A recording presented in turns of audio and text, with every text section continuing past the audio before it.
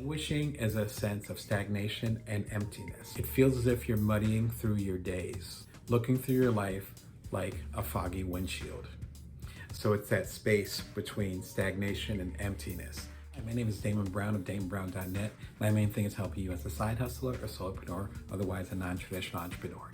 Today we're going to talk about the word of the year, at least so far this year. We're about halfway through, languishing. It's actually coming from Adam Grant. He's a popular TED speaker. In fact, I just saw him at TED when we were actually at TED Monterey this past week.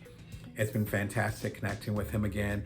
I appreciate his most recent book called Think Again, and I actually quote him quite a bit in my new book called Career Remix that's going to be coming out January 11th, 2022. Can't believe it's 2022 already. You can pre-order at careerremixbook.com or check out more about it at my website at damonbrown.net. Adam actually did this article for the New York Times, and he ended up doing a TED Talk about it over the last 3 days about languishing.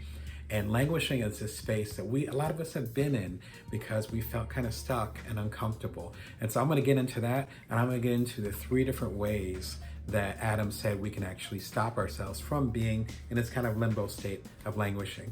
Again, I'm Damon Brown of DamonBrown.net. The main things help you as a side hustler, a solopreneur, or otherwise a non-traditional entrepreneur. If you're liking the content, be sure and subscribe to like. And you can also hit the little alarm bell if you're watching this on YouTube to find out when I have a new video out. So thank you for all the love and support. So let's talk about languishing. Here's how Adam defines it. Languishing is a sense of stagnation and emptiness. It feels as if you're muddying through your days, looking through your life like a foggy windshield. So it's that space between stagnation and emptiness. A lot of us have felt this. Obviously, many of us in the world, almost all of us in the world, have been sheltering in place. If we haven't been sheltering in place, then we still have been disconnected from other people in our community. This idea of languishing has been pretty intense. I've been a coach for several years, again, helping side hustlers, solopreneurs, a lot of people like yourself. And that languishing isn't just focused on, say, the pandemic that we've been going through since late 2019, us being disconnected and sheltering in place. It's also related to us sometimes feeling stuck in our careers or stuck in our love life, stuck in wherever we happen to be. And it's not a sense of being depressed, and it's not a sense of being anxious. It's something in between that might not necessarily be diagnosed by medication or even by a medical professional, but just this general sense of, well, languishing, as he says. So as he talks about in the wonderful TED Talk, I think it's going to be live soon. I'll be sure and put a link up to it when it is. Adam gives 3 really good tips to actually get through languishing, and especially as we shelter in place, how you might get through the challenging time that we have right now. The first tip when it comes to getting through languishing is to master something. Master something. I think one of the challenges that we have in general, particularly if you're ambitious like myself, is that you think that you have to master something that has this huge, deep relevance, right? I'm going to master world peace. I'm going to master the piano, and it's going to be the best piano ever since Chopin. Like there's this intense desire to make an impact, which we'll get into more in the other 2 tips. But there's this intense desire to make an impact. And because of that, we feel like we have to master something that's complex. But it's actually not true, according to Adam. See, the actual act of mastering something gives us the confidence and the momentum to move forward and look at like we're actually accomplishing something. That's kind of the subtext of languishing, is that you kind of feel like you're stuck in place. Again, you're not depressed or sad about the circumstances, but you're also not excited about the future either. You're just kind of in this limbo. When you're mastering something, it allows you to focus. As many of y'all know, focus is one of the major tenets I talk about in my latest book, Build From Now, How to Know Your Power, See Your Abundance, Nourish the World. The deluxe edition just came out recently. Thanks to y'all that supported it. It includes the original book, Bring Your Worth. Forgot the name of my channel, Bring Your Worth, which is the name of this channel. The original book that came out before this, the Build From Now deluxe edition, includes the original book, which I have right here. So these 2 are together. So it's a good time to do that. Focus, as you can tell, is one of the 4 tenets I talk about, along with agility, time, and energy. When you master something, it requires focus. And it's a joke. That's why you saw so many people over the past, particularly here in America, over the past year, 2 years, who have been doing sourdough starters and recipes They've been learning how to crochet. I actually have my crochet needle over there, but I'm actually one of those hipsters who's been crocheting for 2 decades. I'm one of those guys. But a lot of other folks became fellow crocheters and knitters. And so you have this opportunity to create something and make an impact, but it doesn't have to be even career related. It's a matter of mastering something, focusing on something, and that in itself marks a level of progress.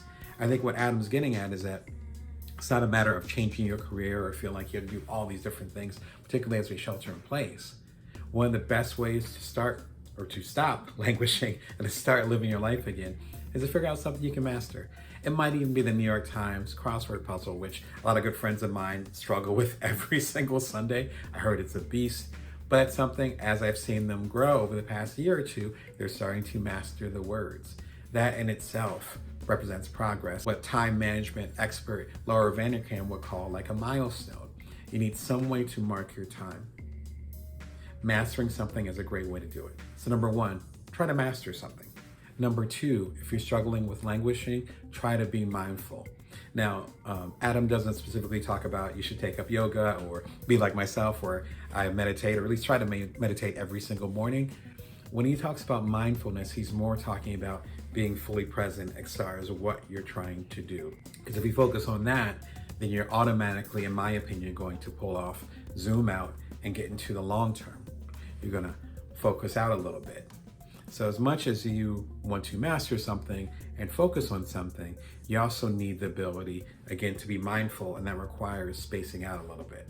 Not spacing out like drifting, but spacing out as far as going to the 20,000 foot level.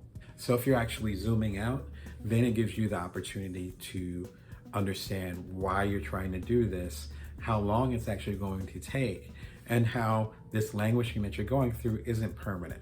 That's one of the biggest challenges that I've had with my coaching clients. One of the things that they've all struggled with. There aren't as many time markers now. So you could feel like that you're working on something and that you're not making an impact. It's really hard.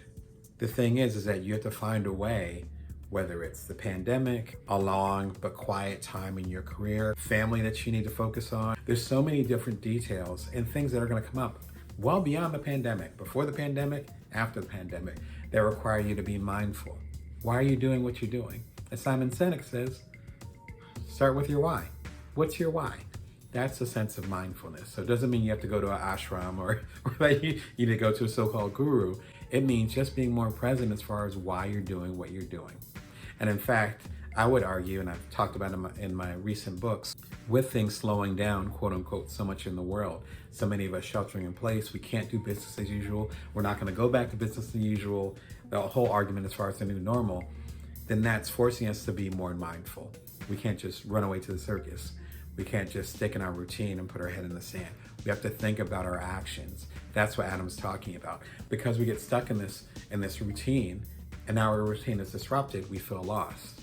But we can gain it at any period of time if we're more mindful as far as why we do things, right? The more mindful you are, the more your routine and changes in your routine aren't going to bother you. And in fact, you'll be more present when you get back, perhaps, to the routines that you're used to. Number 3, when it comes to languishing, you want to do stuff that matters. Do stuff that matters. Doesn't mean that your stuff that you're doing right now doesn't matter. What Adam, I believe, is trying to get at is that you can go deeper with whomever you happen to have in your community right now. I think it's so important. Again, with ambitious folks like myself, you might be able to relate to this. We want to do big things. We want to solve world hunger. We want to, if we're publishing a book, which I have my 26th book coming out, again, Career Remix coming out in January of 2022. When we come out with a book, we want every single person in the world to have it. All 7.8 people, or our 8 billion people, not 7.8 billion people or whatever in the world. We want everyone to have a copy of it. As I've talked about in other videos, that's not how it works. You can't start with the crowd. And when you start with the crowd, then it becomes a lot more difficult. Adam has a great turn of phrase that he talked about in the TED Talk that I saw earlier this week at TED, as well as talking about in the New York Times article, which I'll be sure and put a link to, where he talks about this creating a cycle of dissatisfaction. We have these big ideas. We want to make this big impact, which means we have really big expectations. But what if we end up making a small impact first, but our expectations are up here? That gap creates the dissatisfaction. I've talked about this quite a bit, even with my own. My last startup that I sold called Cuddler, we had 250,000 users, and we ended up selling about a year after we started. But we didn't start with 250,000 users, of course. We started with one. In fact, we started with a handful of that summer of, I want to say 2014. And then we launched, and then that quickly became 10,000 users, and it became 100,000 users in the first week. And we got to 250,000 users, but that was one user at a time. Our expectations were not, we were going to have 250,000 users. Our expectations were, let's go and serve the people that this would serve the best. That's what we started with. And ironically, because we started with that, we were able to make an impact in ways that a lot of other apps were not able to do, because we started with this small, simple presence and purpose of service. However, if there's that gap there where we say we want to make a big impact and we have these big expectations, what if we had a little impact? Which at the very beginning we did. We never would have navigated that gap. This gap, I feel like I'm voguing. This gap represents languishing, at least as far as how I interpret Adam's work. You want to master things, you want to be mindful, and you want to do stuff that matters, then you'll be able to think about it and make an impact, whether the rest of the world is languishing or not. I'll be sure and link up Adam's talk. Again, Adam, respect your work, love your talk. Be sure and grab his latest book, not his latest talk. I'll link it when it's available, but his latest book, Think Again. I really appreciate it. And I quoted it a few times actually in my new book, Career Remix, coming out shortly. If you want more insight, be sure and check out my playlist. I have quite a few curated ones that have like a dozen different videos on there. If you're digging this content, one of the best ones you can do is grab the one called Best Creative Habits and Routines, where it talks about how to structure your life in a way where you can manage things no matter what. I'm really fortunate in that I had structures in place when the pandemic hit. We're looking at about 2 years now. When it hit 2 years ago, not now, when it hit 2 years ago, I already had structures in place. And so a lot of the things that I'm doing now, including working with you through video and a lot of the books that I had, they are already in the timeline or they're already being considered. So it's more about plugging those things in. In other words, you want to create things that are pandemic proof. Creating your own routines and habits is a way to do that, particularly if you're doing something as a side hustle or you're doing something out of the traditional structure as I do. Be sure and check out the playlist. If you're liking what you like, if you're liking what you see, if you like what you like too, that's fine too. If you're liking what you see, be sure and come and see me every Monday, Wednesday, and Friday, 11:30 a.m. Pacific Standard Time, Vegas time, and subscribe, like, but definitely subscribe for free and check it out so that you will not miss an episode. Until next time, remember that you can always bring your worth and that you can always build from now. Take care.